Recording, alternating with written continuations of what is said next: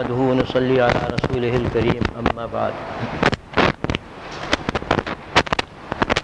فقد قال النبي صلى الله عليه وسلم سبعة يظلهم الله يوم لا ظل إلا ظله. محترم حضرات، توبہ سے متعلق جو میرا بیان تھا وہ ختم ہو گیا، بلکہ اس کو زبردستی ختم کیا. جیسا کہ میں نے گزشتہ مجلس میں بھی عرض کیا تھا کہ انشاءاللہ کوئی اور موضوع آپ کے سامنے پیش کروں گا قرآن و حدیث سے. سوچ کر تو کچھ اور آیا تھا، لیکن یہاں مسجد میں داخل ہونے کے بعد رائے تبدیل ہو گئی، اور یہ موضوع میں نے اختیار کیا جس کی حدیث آپ کے سامنے پڑی ہے. اس کے اندر بھی بڑی عبرتیں ہیں، بڑی نصیحتیں ہیں، اور اس حدیث کے اندر بھی دعوت عمل ہے، ہر مومن کے لیے بھی اور ہر مومنہ کے لیے بھی. ابتدا اس طرح فرمائی آپ صلی اللہ علیہ وسلم نے کہ 7 آدمی ایسے ہیں جن کو قیامت کے دن عرش الہی کا سایہ ملے گا. عرش الہی کا سایہ، اس کی حقیقت اور اس کی اصل تو معلوم ہوگی انشاءاللہ وہیں جا کر، جب اللہ تعالی ہم میں سے ہر ایک کو اس کے اپنے عرش کے سائے میں لے لے گا. لیکن اس دنیا میں بھی کچھ نہ کچھ آپ کے سامنے اس سلسلے میں عرض کر دوں. میدان حشر جس سے ہر مومن واقف ہے، اگر تفصیلی علم نہ ہو تو اجمالی علم موجود ہے. میدان حشر ہوگا قبروں سے اٹھنے کے بعد. جب قبر سے اٹھائے جائیں گے مردے اور یہ دوسری مرتبہ سور پھونکا جائے گا، اس وقت ہوگا. تو وہاں سے وہ سیدھے میدان حشر کی طرف چلیں گے، حساب و کتاب کی طرف چلیں گے، کیونکہ اسی میدان حشر میں حساب و کتاب بھی ہوگا. اسی میدان حشر میں اللہ تعالیٰ کا عرش بھی آئے گا. اسی میدان حشر میں بارگاہ، اسی میدان حشر میں رب ذوالجلال کی عدالت بھی قائم ہوگی. اسی میدان حشر میں جنت بھی آئے گی، اور اسی میدان حشر میں جہنم بھی لائی جائے گی.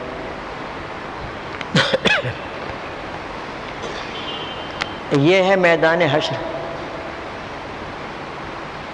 کتنا وسیع و عریض ہوگا اللہ ہی بہتر جانتا ہے. تمام اولین آخرین، تمام اگلے اور پچھلے انسان اور جنات وہاں پر موجود ہوں گے حساب دینے کے لیے،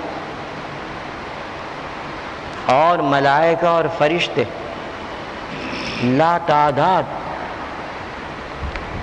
انتظام کے لیے اور اللہ کے حکم پر عمل، اللہ کے حکم کو نافذ کرنے کے لیے وہاں پر موجود ہوں گے. بس اس سے اندازہ لگائیے، ایک حدیث جو ترمذی شریف میں ہے، اس حدیث سے اندازہ لگا لیجئے کس قدر کثیر تعداد ہوگی فرشتوں کی. آپ صلی اللہ علیہ وسلم نے فرمایا کہ میدان حشر میں جہنم کو لایا جائے گا. کس طرح؟ اس کی تفصیل بتائی. اس طرح لایا جائے گا کہ اس کی 70,000 باگیں اور لگامیں ہوں گی، یعنی بڑی بڑی موٹی رسیاں جہنم کو کھینچ کر لانے کے لیے، موٹے موٹے رسے. اپنی زبان میں بتا رہا ہوں، وہ 70,000 ہوں گے، اور ایک ایک رسے کو 70,000 فرشتے پکڑے ہوئے ہوں گے. 70,000 کو 70,000 میں ضرب دے دیجیے، یہ تو جہنم کے لیے ہے جو اس کو کھینچ کر لا رہے ہیں۔ میدان حشر میں لانے کے لیے ان کو، اس جہنم کو کھینچ کر لانے کے لیے اتنے فرشتوں کی تعداد ہوگی۔ اس کے علاوہ اور بھی بہت سے فرشتے ہوں گے۔ یہ میدان حشر کا تھوڑا سا مختصر سا نقشہ ہے۔ پھر اس کے اوپر مزید یہ بھی دیکھیے، جیسا کہ حدیث شریف میں آیا ہے کہ سورج جو ہوگا یہ 1.25 نیزے پر ہو جائے گا۔ اب تو ہم سے 9 کروڑ میل دور ہے تقریباً، لیکن پھر بھی یہ حالت ہے کہ مئی جون کے مہینے میں دوپہر میں کھڑے نہیں ہو سکتے۔ جب یہ 1.25 نیزے پر ہو جائے گا تو اس وقت کیا کیفیت ہوگی؟ اور حدیث شریف میں آیا کہ اس میدان حشر کی زمین تانبے کی ہوگی، اور تانبا بہت جلدی گرمی کو قبول کرتا ہے، اور کوئی دھات گرمی کو اتنی جلدی قبول نہیں کرتی جتنی جلدی تانبا قبول کرتا ہے۔ اوپر سے دھوپ کی، حرارت کی، گرمی کی، تپش کی بارش، نیچے سے تانبے کی زمین، کیا حال ہو رہا ہوگا اس تانبے کی زمین کا۔ اور حدیث شریف میں آیا کہ مخلوق پیاس سے پریشان ہوگی، وہاں نہ پانی ہوگا نہ اور کچھ ہوگا۔ اور حدیث شریف میں آیا کہ جس کے جتنے گناہ ہوں گے اتنا ہی وہ پسینے کے اندر ڈوبا ہوا ہوگا۔ بعض وہ ہوں گے کہ ان کا پسینہ ٹخنوں تک ہوگا، پاؤں کے ٹخنوں تک، ظاہر ہے کہ ان کے گناہ کم ہیں۔ بعض وہ ہوں گے کہ ان کا پسینہ گھٹنوں تک ہوگا،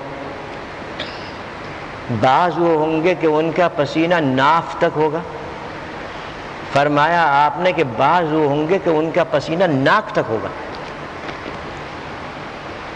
یہ اس دنیا میں کیے ہوئے وہ گناہ ہیں جن کے بارے میں جن سے متعلق توبہ نہیں کی، اور اللہ نے بھی ان کو معاف نہیں فرمایا۔ اب وہ گناہ سب سے پہلے میدان حشر میں گرم پسینے کی شکل میں نکلیں گے۔ بعد میں اور صورتیں اس کی پیش آتی رہیں گی، لیکن سب سے پہلا مرحلہ یہ ہوگا ان گناہوں کا کہ وہ میدان حشر میں گرم پسینے کی طرح بدن سے نکلیں گے، اور وہ انسان، وہ گناہگار اس پسینے کے اندر ڈوب جائے گا جتنے بھی گناہ۔ اور آپ جانتے ہیں کہ پسینہ جو ہوتا ہے یہ بھی گرمی کو جلدی قبول کرتا ہے۔ سورج اوپر ہے، بالکل نزدیک ہے، آگ برسا رہا ہے، زمین تانبے کی ہے جہاں پر کوئی پناہ کی جگہ نہیں، بدن سے پسینہ نکلا ہے جو گرم ہے، پینے کے لیے کوئی چیز نہیں، کھانے کے لیے کوئی چیز نہیں۔ یہ ہے میدان حشر کا وہ نقشہ جو حدیثوں کے اندر آیا ہے۔ اس کو ذرا اپنے ذہن میں سوچیں کہ اچھا، ساتھ ہی ساتھ جو قرآن کریم میں آیا وہ یہ ہے کہ اس میدان حشر میں نہ کوئی پہاڑ ہوگا، نہ آڑ ہوگی، نہ درخت ہوگا، نہ گھاس ہوگی، کچھ نہیں۔ فرمایا سورہ طٰہٰ کے اندر وَيَسْأَلُونَكَ عَنِ الْجِبَالِ فَقُلْ يَنسِفُهَا رَبِّي نَسْفًا فَيَذَرُهَا قَاعًا صَفْصَفًا لَا تَرَىٰ فِيهَا عِوَجًا وَلَا أَمْتًا۔ خلاصہ اس آیت کا یہ ہے کہ میدان حشر کی زمین ایسی ہوگی، بالکل ہموار چٹیل میدان، نہ اس میں پہاڑ ہوگا، نہ اس میں کوئی آڑ ہوگی، نہ کوئی درخت ہوگا، نہ کوئی سایہ ہوگا، ایسی زمین ہوگی۔ ایسی صورت میں اور اس حالت میں بتائیے پناہ کی کوئی جگہ ہوگی تو وہ کہاں ہوگی؟ حدیث شریف میں ہے کہ وہ پناہ کی جگہ عرش الہی کا سایہ ہے جو میدان حشر میں ہوگا۔ سایہ عرش الہی 2-4 آدمی اور 1000 2000 کروڑ 2 کروڑ کے لیے نہیں ہوگا، بلکہ عرش الہی اتنا وسیع، اتنا بڑا، اتنا عظیم ہے کہ ہم اور آپ اس کا تصور نہیں کر سکتے۔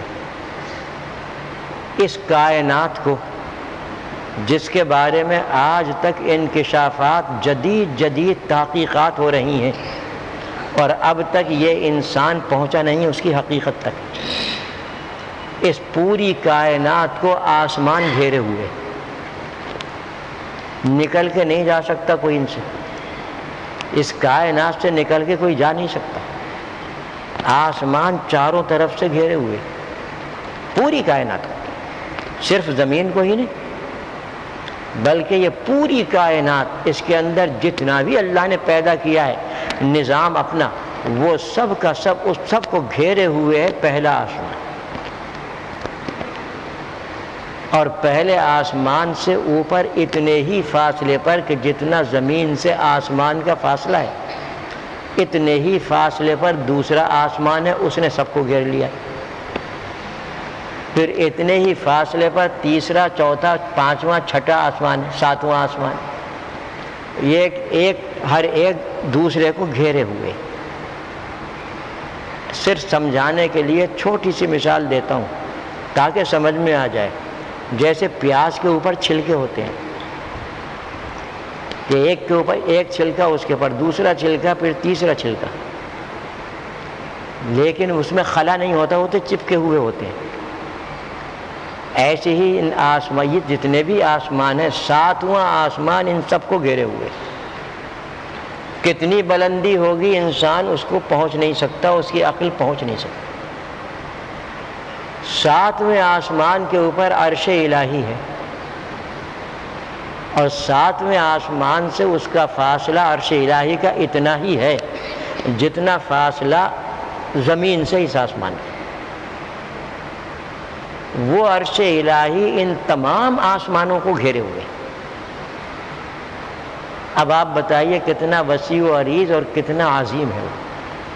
اس لیے قرآن کریم جا بجا رب العرش العظیم، رب العرش العظیم فرما رہا ہے، علیہ توکلت وہو رب العرش العظیم، حسبی اللہ لا الہ الا ہو، علیہ توکلت وہو رب العرش العظیم۔ اور جو اس عرش عظیم کا رب اور مالک ہے وہ پوری کائنات کا مالک ہے، اس میں کوئی شک و شبہ نہیں۔ تو قرآن کریم نے کسی آسمان کو عظیم نہیں کہا، عظیم کہا ہے تو عرش کو کہا ہے، وَهُوَ رَبُّ الْعَرْشِ الْعَظِيمِ، یہ اس کی عظمت ہے۔ اب اس عرش کا سایہ کتنا وسیع و عریض اور کتنا عظیم ہوگا میدان حشر میں۔ اس لیے تمام اگلے اور پچھلوں میں وہ لوگ کہ جو اس عرش کے سائے کے مستحق ہیں وہ سب اس میں آ جائیں گے۔ وہ سورج کی حرارت سے بھی محفوظ، زمین کی تپش سے بھی محفوظ، گناہوں کا جو پسینہ نکلا ہے اس سے بھی محفوظ، اور جو کچھ بھی اس کے اندر پیش آنے والے امتحانات اور آزمائشیں ہیں ان سے بھی محفوظ۔ صاحبو جب وہاں پہنچو گے تو قدر معلوم ہوگی اس عرش عظیم کے سائے کی۔ دنیا میں تو ہم لفظوں ہی سے کچھ کہہ سکتے ہیں، کاش یہ الفاظ میرے آپ کے دلوں میں اتر جائیں اور آپ کو یہ سمجھنے کی توفیق حاصل ہو کہ اس میدان میں کہ جہاں کوئی سہارا نہیں ہوگا، کوئی مددگار نہیں ہوگا، انسان ہوگا اور اس کے بھیجے ہوئے اعمال ہوں گے اور بس، رب کریم ہوگا، رب العالمین ہوگا اور اس کے حکم کو نافذ کرنے والے فرشتے ہوں گے۔ وہاں پر پتہ چلے گا اس عرش عظیم کے سائے کا کہ کتنی بڑی نعمت ہے۔ بات تو لمبی تھی لیکن میں تو مختصر کروں گا. تو آپ صلی اللہ علیہ وسلم نے فرمایا کہ قیامت کے دن جب کوئی سایہ نہ ہوگا، حشر کے موقع پر میدان حشر میں جب کوئی بھی سایہ نہ ہوگا وہاں، اور صرف اللہ کا ہی سایہ ہوگا، اور وہ سایہ ہے عرش کا. تو اس عرش کے سائے میں 7 قسم کے آدمی آئیں گے. بخاری کی حدیث میں تو 7 کا ذکر ہے، لیکن تمام حدیثوں کو ملا کر جمع کیا گیا، اور خود میں نے بھی اس کو جمع کیا کئی سال پہلے، تو 90 آدمی ملے مجھے حدیثوں میں. 90 آدمی، کہ 90 آدمی ایسے ہیں کہ جو اس عرش کے سائے میں پناہ حاصل کریں گے یوم حشر. انشاءاللہ تعالی اس کو میں بیان کرتا رہوں گا جتنی بھی اللہ تعالیٰ مجھے توفیق عطا فرمائیں گے. ابھی تو میں بخاری کی شریف کی حدیث ہی لیتا ہوں، آگے آپ نے ان کی تفصیل بیان فرمائی. حدیث شریف میں تو بہت مختصر ہے، لیکن ایک ایک جملے میں اور ایک ایک چیز میں ہزاروں تشریحات ہیں اور بڑی عبرتیں، نصیحتیں. سب سے پہلے آپ نے فرمایا الامام العادل، وہ حکمراں جو عدل و انصاف کرنے والا ہے. امام کہا جاتا ہے حدیث کی زبان میں حکمراں کو، اور عادل کے معنی آپ جانتے ہیں. الامام العادل، وہ حکمراں، ہر وہ حکمراں جو عدل و انصاف کرنے والا ہے، وہ قیامت کے دن حشر کے موقع پر سایہ عرش الہی میں ہوگا.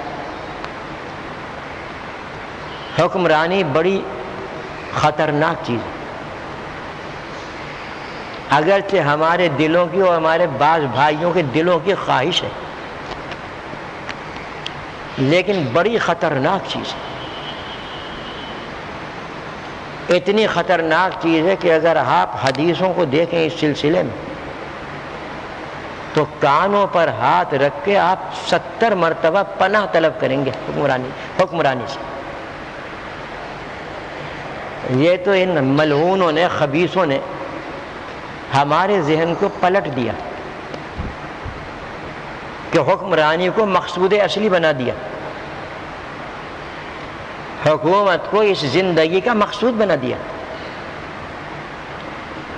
ورنہ حقیقت یہ ہے کہ اس قدر خطرناک چیز ہے کہ شریف آدمی اس سے پناہ طلب کرتا ہے. تھوڑی سی جھلک دیکھیے اس سلسلے میں حدیثوں کی. آپ صلی اللہ علیہ وسلم نے فرمایا کہ جو شخص حکومت طلب کرے اسے ہرگز مت دو. جو شخص کوئی منصب طلب کرے اسے ہرگز مت دو. وجہ اس کی بیان فرمائی، اس لیے کہ اگر کوئی شخص طلب کرتا ہے حکومت تو اللہ کی، اور اس کو مل جائے تو اللہ کی مدد ختم ہو جاتی ہے. اللہ تعالیٰ اس کی مدد نہیں فرماتے. جو خود حکومت کو طلب کرے اور وہ مل جائے تو اللہ تعالیٰ اس کی مدد نہیں فرماتے. لیکن جو طلب نہ کرے اور زبردستی اس پر تھوپ دی جائے تو فرمایا کہ اللہ کی مدد اس کے ساتھ ہوتی ہے. یہ ایسی خطرناک چیز ہے کہ حکومت کی طلب اور پھر اس کا مل جانا یہ اللہ کی مدد کو ختم کر دیتا ہے. آپ دیکھ لیجئے دنیا کا نقشہ آج کا، کتنے ہیں ایسے جن کے ساتھ اللہ کی مدد ہوتی ہے، کتنے ہیں ایسے. کتنے حکمراں ایسے ہیں کہ جو جوتیاں چٹکھاتے پھرتے ہیں، ذلیل اور رسوا ہیں، اور اگر زبردستی تھوپ دی گئی سر کے اوپر تو فرمایا کہ اللہ تعالیٰ اس کی مدد فرماتے ہیں. آپ نے ایک صحابی کو نصیحت کرتے ہوئے یہ بات فرمائی تھی کہ دیکھو تم کبھی حکومت طلب نہ کرنا، کوئی منصب طلب نہ کرنا، اس لیے کہ صورتحال یہ ہے، یہی وجہ ہے کہ حضرات خلفائے راشدین نے منصب طلب نہیں کیا، آخر تک وہ پناہ مانگتے رہے، وہ تو زبردستی ان کے ذمہ ڈال دیا گیا۔ آپ حضرات تو واقف ہوں گے اس تاریخ سے جو حضرات خلفائے راشدین کی، مگر مجھے شاید یہ جواب ملے کہ ہمیں کہاں فرصت ہے اپنے بزرگوں کی تاریخ پڑھنے کی، ہمیں تو ناول پڑھنا ہے، ہمیں تو جاسوسی وہ پڑھنا ہے، رسالے پڑھنا ہے، ہمیں تو ڈرامے پڑھنا ہے، ہمیں تو یہ اخلاق کو خراب کرنے والی کتابیں پڑھنا ہے۔ ہم کیوں پڑھیں خلفائے راشدین کی اور اپنے بزرگوں کی اور اپنے اکابر کی تاریخ کو؟ صاحبو ذرا بدلو اپنے ذہن کو اور اپنے بچوں کے ذہن کو، اپنے اہل و عیال کے ذہن کو بدلو۔ جو قوم اپنے بزرگوں کی تاریخ فراموش کر دیتی ہے وہ اس صفحہ دنیا پر باقی نہیں رہتی، وہ مٹا دی جاتی ہے، اور جو اپنے اکابر اور بزرگوں کی تاریخ کو مضبوطی سے پکڑتا ہے اسے اس دنیا میں جینے کا اور زندہ رہنے کا حق ہے۔ آپ جانتے ہیں ہمارے یہاں اسی ہندوستان میں ایک قوم تھی جنہیں سکھ کہتے تھے، اور بدترین قسم کے بے وقوف، آپ بھی جانتے ہیں ان کی بے وقوفیاں کیا۔ انہوں نے اپنے بڑوں کی روایات کو مضبوطی سے پکڑا اور آج تک وہ پکڑے ہوئے ہیں، ان کا تشخص الگ موجود ہے، وہ زندہ ہیں، وہ یہاں پر آئیں تو زندہ ہیں، لندن میں جائیں تو زندہ ہیں، امریکہ میں جائیں تو زندہ ہیں۔ ہم نے اپنے اکابر کی تاریخ کو فراموش کیا، پہلے اپنے تشخص کو ہم نے ختم کر دیا۔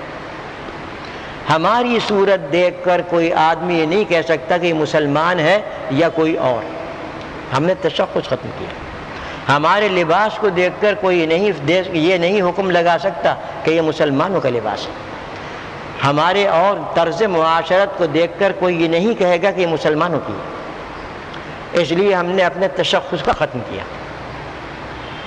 ہم اگر چلے جائیں کسی دوسرے ملک میں بحیثیت مسلمان تو نہیں پہچانے جائیں گے، ہاں بحیثیت پاکستانی پہچانے جائیں۔ کتنا بڑا عالمیہ ہے، کیوں؟ یہ خود بخود نہیں ہوا، ہم نے اپنے بزرگوں کی تاریخ کو فراموش کیا، اپنی اولاد کو اور اپنی نسل کو ہم نے اس سے غافل رکھا۔ لہٰذا ہمیں اللہ محفوظ رکھے، اللہ میری اس بات کو پورا نہ ہونے دے۔ تاریخ کا فیصلہ یہ ہے کہ ایسی قوم اس دنیا میں زندہ رہنے کا حق نہیں رکھتی، تاریخ یہ کہتی ہے ایسی قوم دنیا میں زندہ نہیں رہے گی، مٹ جائے گی۔ تاریخ کا فیصلہ ہے، میں خود نہیں کہہ رہا۔ ذرا عبرت حاصل کیجیے اور ذرا سوچئے کہ کدھر جا رہے ہیں۔ تو بہرحال میں تو یہاں سے چلا تھا کہ ان بدبختوں نے ہمارے ذہن کو پلٹ دیا اور حکومت کے طلب کو اور اس کو ہر طریقے سے حاصل کرنے کو مقصود زندگی بنا دیا،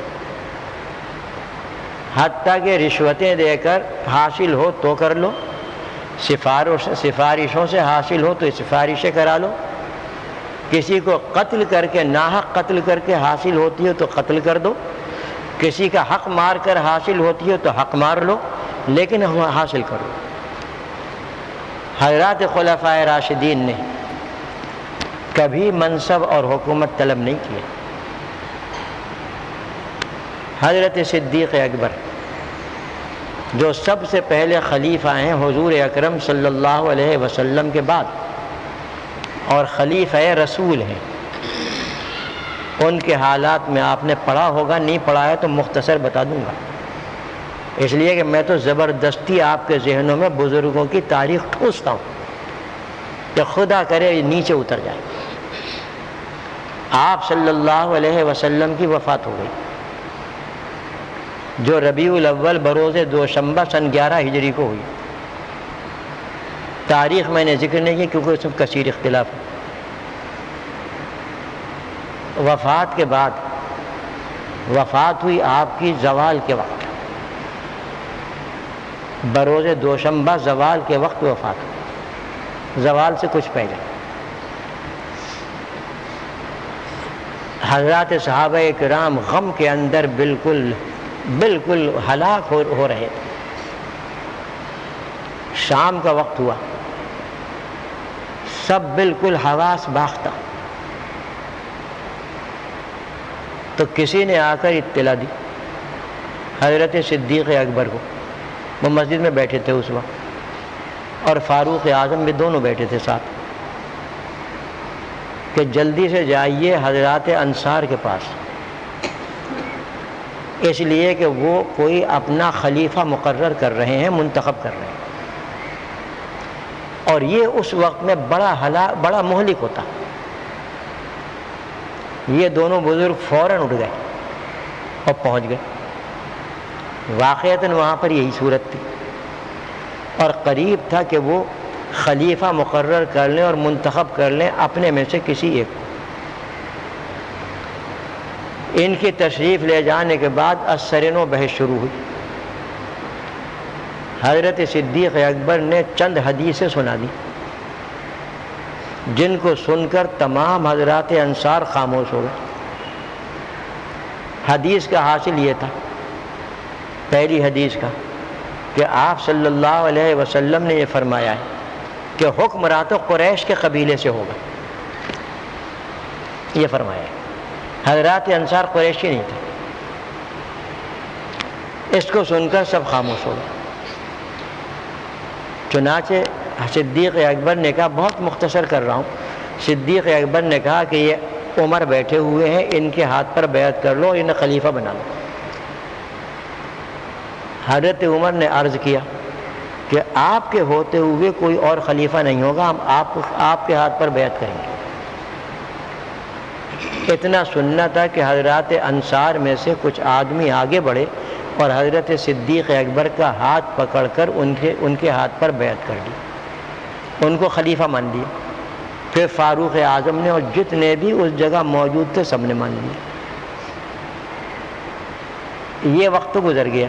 دوسرے دن صبح دوپہر کو ابھی آپ کا جنازہ رکھا ہوا ہے، دفن نہیں کیا گیا، مگر یہ معاملہ چونکہ پوری امت کے اچھے اور برے ہونے کا پوری امت کی خرابی یا اس کی اصلاح کے لیے تھا، اس لیے یہ حضرات اس میں مشغول ہو گئے۔ چنانچہ ظہر کی نماز کے بعد فاروق اعظم نے کہا صدیق اکبر سے کہ آپ چلیے ممبر پر بیٹھیے، آپ کے ہاتھ پر وہ لوگ بیعت کریں گے اور آپ کو خلیفہ بنائیں گے کہ جو کل کی مجلس میں نہیں تھے۔ صدیق اکبر نہیں اٹھے، حالانکہ پہلے نامزد کر دیا گیا اور لوگوں نے اطاعت بھی کی، لیکن اس کے بعد نہیں اٹھے، حتیٰ کہ قسم دے کر اٹھایا فاروق اعظم نے کہ اٹھیے، خدا کے لیے اٹھیے۔ بیٹھ گئے، اور بیٹھنے کے بعد جو فرمایا اس کو دیکھی۔ صرف ایک جملہ آپ کے خطبے کا نقل کروں گا، صدیق اکبر کے خطبے کا۔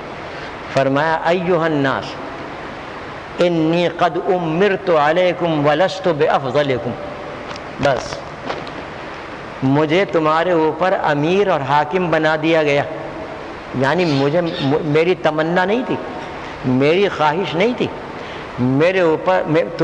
تمہارے اوپر مجھے حاکم بنا دیا گیا، وَلَسْتُ بِأَفْضَلِكُمْ، حالانکہ میں تم میں بہتر اور افضل نہیں۔ جبکہ تمام اہل سنت والجماعت کا یہ عقیدہ ہے کہ حضرت صدیق اکبر سب سے زیادہ افضل ہے صحابہ کرام میں بھی، اور فرما رہے ہیں لست بافضلکم، میں تم میں بہتر نہیں ہوں، تم سے افضل نہیں ہوں۔ زبردستی خلیفہ بنائے، کہہ رہے ہیں کہ عمر کے ہاتھ پر بیعت کر لو، لیکن لوگ ان پر ٹوٹ پڑے اور ان کو خلیفہ اور حاکم بنا دیا۔ اللہ کی مدد آئی، جیسے حضور نے فرما دیا تھا وہ کارنامے انجام دیے 2.5 سالہ حکومت کے دوران حضرت صدیق اکبر نے کہ اسلامی حکومت کی مضبوط بنیاد رکھی، مضبوط بنیاد۔ کارنامے بہت ہیں۔ ان کی وفات ہوئی تو وفات سے پہلے انہوں نے حضرت فاروق اعظم کو خلیفہ نامزد کیا، اور نہ صرف نامزد کیا بلکہ اللہ سے بار بار یہی التجا کرتے رہے کہ اللہ میری نظر میں جو سب سے زیادہ بہتر تھا اس خلافت اور حکومت کے لیے، میں نے اسے منتخب کیا ہے، اگر کوئی غلطی ہے تو مجھے معاف فرما اور ان کی مدد فرما۔ بار بار یہ التجا کرتے رہے۔ چنانچہ ان کی وفات کے بعد، صدیق اکبر کی وفات کے بعد، جو 22 جمادی الاولیٰ سن 13 ہجری کو ہوئی اور منگل کے دن وفات ہوئی، ان کی وفات کے بعد حضرت فاروق اعظم خلیفہ ہو گئے، حاکم بن گئے۔ یہ خود انہوں نے اس کی خواہش نہیں کی تھی، بلکہ صدیق اکبر نے ان کے اوپر تھوپ دی تھی۔ اللہ کی مدد آئی اور وہ کارنامے انجام دیے کہ پورے عالم میں اسلامی حکومت کا نام روشن ہو گیا۔ ایسے عدل و انصاف سے حکومت کی کہ آج تک لوگ اس کی مثال دیتے ہیں، بلکہ کافر اس کی مثال دیتے ہیں کہ بھئی حکومت کرنا ہے تو عمر جیسی حکومت کرو۔ ان کی شہادت ہوئی، فاروق اعظم شہید ہوئے مدینے میں، ایک کافر کے ہاتھوں شہید ہوئے۔ تو ان کے بعد زبردستی خلیفہ بنایا گیا حضرت عثمان غنی۔ اللہ کی مدد ان کے ساتھ بھی ہے۔ چنانچہ ان کی خلافت کے ابتدائی 6 سال بڑی شان و شوکت کے تھے۔ بعد میں کچھ امت ابن سبا پیدا ہو گئے، باغی لوگ پیدا ہو گئے جو امت ابن سبا کہلاتی، اور اس نے نظام حکومت درہم برہم کر دیا۔ باغی ہوتے ایسے ہیں، جس حکومت اور جس ملک کے اندر سر اٹھا لیں اور ان کو کچھ قوت حاصل ہو جائے، پھر وہ چین سے نہیں رہنے دیتے، نہ مخلوق کو چین سے رہنے دیتے ہیں، نہ حکومت کو چین سے رہنے دیتے ہیں۔ تو سب سے پہلی بغاوت اسلام میں اس وقت آئی، جو امت ابن سبا یعنی اولاد یہود کی سازشوں سے، اولاد یہود کی سازشوں سے یہ بغاوت چلی۔ سادہ دل مسلمان اس بغاوت کا شکار ہو گئے۔